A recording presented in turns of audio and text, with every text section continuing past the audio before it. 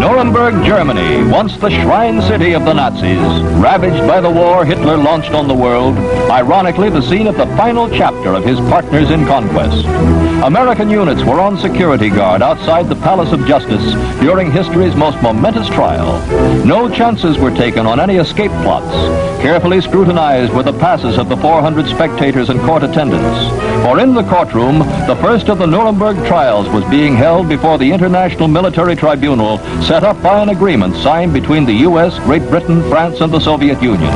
Judges and prosecutors of all 4 countries took part in the trial, where the accused were 22 individuals thought to be the most guilty of the surviving Nazi leaders.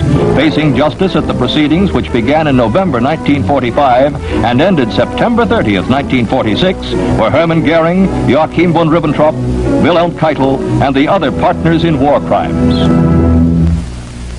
The tribunal heard Hermann Göring and company blame all on Hitler, but Nazi films projected on the courtroom screen showed how they fawned on him in their days of power.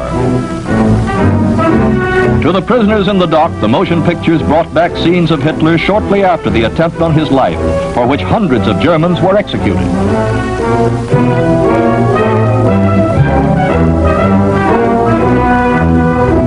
Rudolf Hess, one-time deputy to Hitler, couldn't take it as the hour of judgment was reached. He seemed to be cracking under the strain. Perhaps it was a sympathy act for the benefit of the gallery.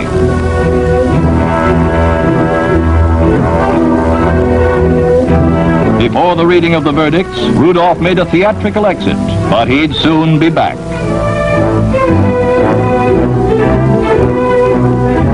Now, with their voices heard in 4 languages simultaneously, interpreters made it possible to listen to the proceedings in English, Russian, French, and German. The justices delivered their judgments. Hess received a sentence of life imprisonment. Ribbentrop and Keitel sentenced to death by hanging. Thus it went. 12 defendants to die, 7 given prison terms, and 3 acquitted. One of the 2 Americans on the tribunal was former U.S. Attorney General Francis Biddle, here reading from the judgments. Sentenced to die, Göring was later to beat the hangman by taking his own life. Sharply in contrast with Nazi justice, the defendants received a fair trial for their war crimes. Most of the evidence presented to the tribunal was in the form of documents, but 116 witnesses gave oral evidence. 83 witnesses permitted to be heard for the defense. Diplomat Franz von Papen, who was acquitted, received congratulations. Also acquitted Hjalmar Schacht, Hitler's one-time financial brain, and Hans Fritzsche, radio propagandist. They found mercy, a word missing from the vocabulary of the master criminals of Hitler's time.